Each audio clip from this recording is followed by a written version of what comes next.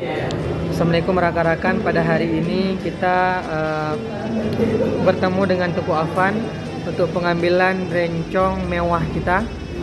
Dan beliau adalah salah satu pemuda Aceh yang menjaga budayanya.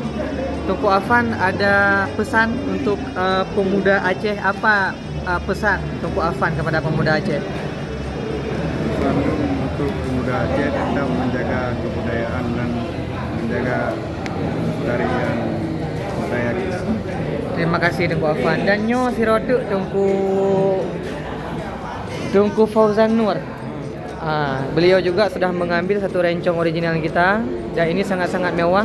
Apa pesan Tengku Fauzan untuk pemuda Aceh khususnya di Aceh dan di luar Aceh? Kan budaya kita kan udah pada hilang semua. Kita harus membangkit jiwa apa namanya itu, jiwa yang pusaka peninggalan orang tua.